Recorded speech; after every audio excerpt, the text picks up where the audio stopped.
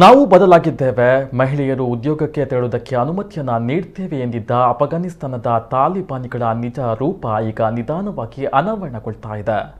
ಅಫಘಾನಿಸ್ತಾನದಲ್ಲಿ ಪ್ರಭುತ್ವ ಸ್ಥಾಪಿಸಿದ ಬಳಿಕ ಸರ್ಕಾರಿ ಸ್ವಾಮ್ಯತಾ ವಾಹಿನಿಗಳಲ್ಲಿ ಮಹಿಳಾ ಪತ್ರಕರ್ತರು ಕೆಲಸಕ್ಕೆ ಬರದಂತೆ ತಾಲಿಬಾನ್ ಸೂಚನೆಯನ್ನ ನೀಡಿದೆ. ಇದನ್ನು ಅಫಘಾನ್ ವಾಹಿನಿಯ ನಿರೂಪಕಿ ಶಬ್ನಮ್ ದ್ರವನ್ ಖಚಿತಪಡಿಸಿದ್ದಾರೆ. ಮಾಧ್ಯಮಕ್ಕೆ ಸಂದರ್ಶನ ನೀಡಿದ ಅವರು ಈಗ ಅಲ್ಲಿ ತನಗಾದ ಕರಾಳ ಅನುಭವವನ್ನು ಬಿಚ್ಚಿಟ್ಟಿದ್ದಾರೆ. ತಾಲಿಬಾನ್ ಕಾಬೂಲ್ ನಗರವನ್ನ ವಶಪಡಿಸಿಕೊಂಡ ಮರುದಿನ ಬೆಳಗ್ಗೆ ನನ್ನ ಕಚೇರಿಗೆ ಹೋದೆ.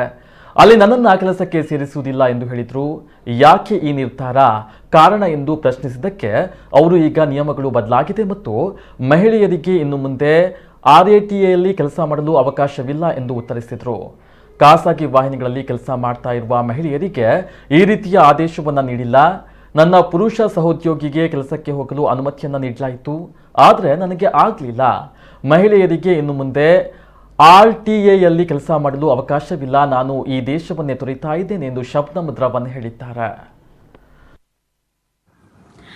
زه شبنم دوران یم د تیرو شپږو کلونو راهیسې دلته په افغانستان کې زه د خبریال یا د خبر څانګې د ویاندې په توګه دنده ترسره کوم. وروستنۍ دنده مې په RTA یا د افغانستان ملي راډیو ټلویزیون کې وه چې هلته هم د خبر څانګې ویانده وم. ما نن وغوښتل چې د کله چې نظام بدل سو ما وغوښتل چې خپلې دندې ته ولاړه سم. همدا خپل شهامت مې لاسه ورنه کړ، خو له بده مرغه چې ما ته اجازه رانه کړل شوه، سربیره پر دې چې ما کارت هم درلود. هغه نارینه کارکوونکي زموږ چې وو هغوی د کارت په لرلو سره هغوی په ده باندې بریالي شول چې دفتر ته لاړ شي، خو ما ته یې ګواښ وکړ چې تاسو نشئ کولی خپلې دندې ته دوام ورکړئ ځکه چې نظام بدلون کړی دی.